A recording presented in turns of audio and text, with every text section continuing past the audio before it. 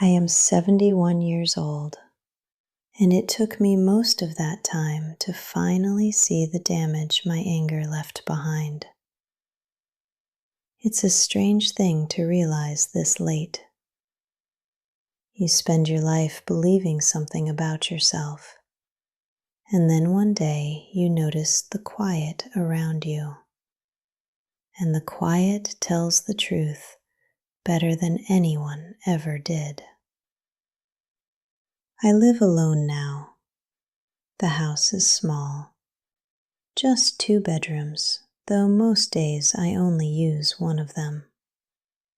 The other still holds things I haven't moved or touched. There is a chair near the window where I sit most afternoons. The light comes in soft through the curtains, and the street outside is quiet. Sometimes a dog passes. Sometimes a neighbor walks by. Mostly it's still. At my age, you start counting things differently. Not birthdays or accomplishments. You count people who are still alive. People who still speak to you. The list gets shorter. And when the quiet stretches too long, you begin to wonder how much of it you built yourself. I was not always an angry woman. At least, that's how I remember it. When I was young, people described me as determined, strong, someone who didn't let others push her around. Those were compliments where I grew up. My father had a temper, loud, sharp, unpredictable. When he got angry, the whole house knew it. My mother was the opposite, quiet, careful. She moved through the house like someone trying not to disturb the air. I remember watching them as a girl and thinking I would never be like her. Never small, never silent. Strength to me meant volume. It meant standing your ground. It meant never letting anyone believe they had the upper hand. I carried that idea with me for a long time. In my 20s, it didn't seem like a problem. I worked as a receptionist at a dental office. It wasn't glamorous work, but I was reliable, organized, the kind of person who kept things running when everyone else forgot. If a patient spoke rudely, I spoke back. If a coworker tried to leave me with their work, I told them exactly what I thought. People called me straightforward.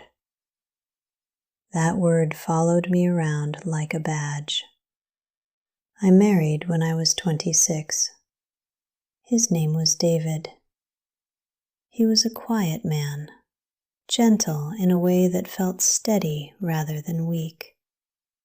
He worked as a mechanic and came home every evening with grease on his hands and the smell of motor oil on his clothes.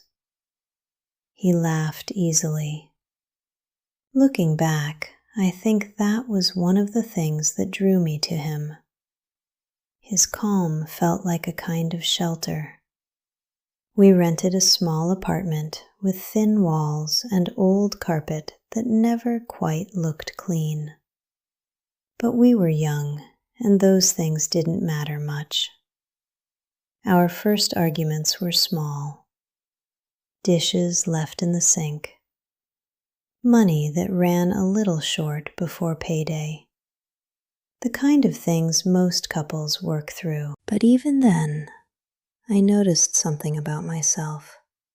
When I got angry, I didn't know how to stop. Once the words started, they came fast and sharp, like they had been waiting. David would stand there quietly while I spoke. Sometimes he would try to explain something, but I was rarely in the mood to listen. At the time, I believed I was being honest. Honesty was important to me. I thought saying exactly what you felt was a kind of virtue. I didn't yet understand the difference between honesty and cruelty. Our daughter was born when I was 30. Her name is Melissa. I remember the hospital room, the smell of antiseptic, the way David held her like she was made of glass. She had dark hair and the small crease between her eyebrows that made her look serious even as a newborn. For a while, things were softer. Babies have a way of changing the rhythm of a house. Nights became quieter, slower. Everything revolved around feedings and naps and small sounds from the crib. But anger doesn't disappear just because life gets busy. It waits. Melissa was a thoughtful child, quiet like her father. She liked drawing and reading and sitting on the floor with her toys arranged in neat little rows. I loved her. There was never a question about that. But love and patience are not always the same thing. If she spilled something, I snapped. If she took too long getting ready for school, I raised my voice. If she cried, I sometimes told her to stop before I tried to understand why she was crying. At the time, these things seemed normal to me. Parents get frustrated. Houses get loud. That's what I believed. David would sometimes place a hand on my arm when I started to raise my voice. "Let it go," he would say quietly.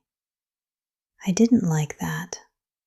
It felt like he was correcting me in front of our daughter, like he was suggesting I was the problem. So I would turn my anger toward him instead. Those arguments usually ended with him walking out to the garage and me standing in the kitchen, still burning inside. The thing about anger is that it convinces you you're right, even when everyone else grows quiet. Years passed that way. Melissa grew taller. School concerts came and went. Birthdays, Christmas mornings with wrapping paper scattered across the living room floor. Most of the memories are ordinary, but threaded through them are moments I wish I had handled differently. Once, when Melissa was 12, she forgot to bring home a permission slip for a school trip. I had reminded her twice already. When she told me it was too late, something inside me flared. I remember standing in the kitchen, the late afternoon light coming through the window, and hearing my own voice rise. I said things that were unnecessary, things about responsibility, about disappointment. She stood there with her shoulders pulled in tight. She didn't argue. She just nodded and said she understood. I told myself I was teaching her something. But years later, I realized she wasn't learning responsibility in that moment. She was learning to stay small around my anger. David and I lasted 22 years. That sounds like a long time when you say it out loud, but by the end, our conversations had grown thin. He still laughed sometimes, but less often. One evening, when Melissa was already in college, he sat across from me at the kitchen table.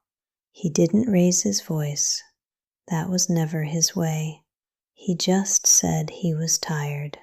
Not tired from work, tired of living inside my temper. Those were his words. I remember feeling stunned, then defensive, then angry. I told him he was exaggerating. I told him everyone argued. I told him if he had a problem, he should have said something sooner. He looked at me for a long time after that. I did, he said quietly. He moved out a month later. I told people it was mutual, that we had simply grown apart.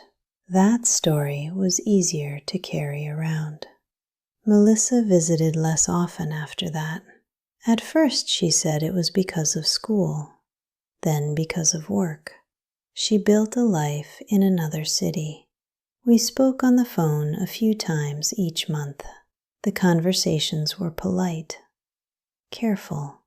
I noticed she rarely told me much about her life. I assumed she was busy. Time kept moving the way it does. Birthdays stacked up. Friends from earlier years drifted away or passed on. Then 3 winters ago, David died. A heart attack. It happened quickly, they told me. I sat at my kitchen table with the phone in my hand after hearing the news. For a long time, I didn't move. Memories came back in quiet fragments. The way he used to hum while fixing something in the garage. The way he stood between me and Melissa when my temper started climbing. All those small moments I had dismissed. At the funeral, Melissa stood beside me. She looked older than I remembered. There were lines around her eyes now. After the service, we sat together in the car for a while before she drove me home. Neither of us spoke much. But when we reached my house, she turned toward me and said something that has stayed with me ever since. You know, she said carefully, Dad always tried to keep the peace. She didn't say anything else. She didn't have to. That sentence opened something in my mind that I had kept closed for years. Over the months that followed, I started remembering things differently. Not the way I had always told them, but the way they actually happened. I remembered the way David would pause before responding to me, choosing his words carefully. I remembered Melissa's quiet nods when I scolded her. I remembered how often people around me became silent instead of arguing back. Silence can look like agreement if you aren't paying attention, but it often means something else entirely. One afternoon last spring, Melissa visited.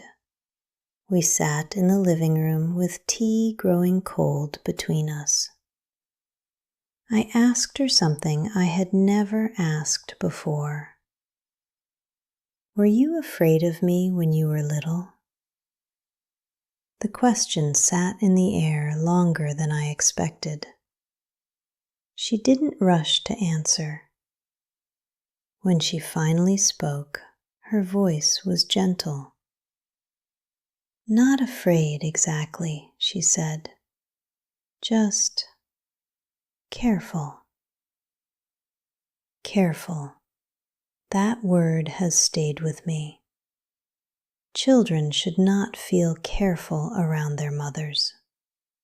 They should feel safe enough to be messy, loud, uncertain. I took that away more often than I realized. You cannot go back and give someone a different childhood.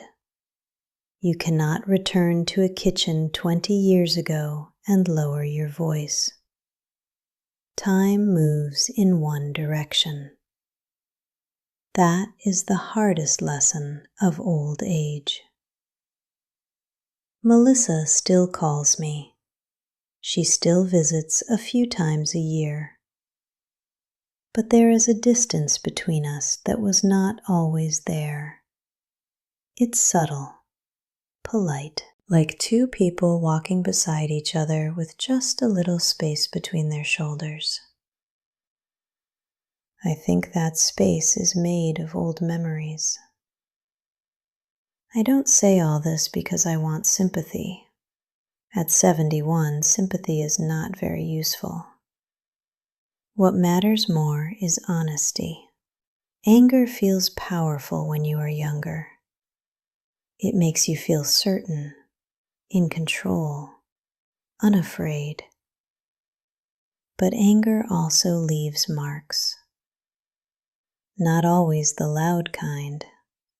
Sometimes it leaves quiet marks in the way people learn to speak carefully around you, or the way they stop telling you certain things, or the way they move their lives a little farther away. You may not notice it while it's happening. I didn't. I believed I was simply being strong. If there is anything I wish I had understood earlier, it is this. You can win an argument and still lose something important. You can be right about 100 small things and still be wrong about how you treat people. No one explained that to me when I was young, or maybe they did, and I didn't listen. These days I try to keep my voice soft. It's strange learning something at 71 that most people learn much earlier. But that's how life works sometimes. You see clearly only after the road behind you has grown long. I don't know how many years I have left. Not many, if I'm being realistic. When Melissa visits now, I listen more than I speak. Sometimes we sit quietly together in the living room while the afternoon light fades through the curtains. Those quiet moments feel important, more important than they used to. If you're listening to me now and you are younger than I am, I won't tell you what to do. Life has a way of teaching its own lessons. But I will say this. Pay attention to the quiet around you. If people grow careful with their words, ask yourself why. Sometimes the answer is uncomfortable. I learned that very late. The house is still most days. The second bedroom is still full of old things I haven't sorted, and the chair by the window is where I sit when the light comes in. At 71, I understand something I never saw before. Anger doesn't only echo in the moment it's spoken.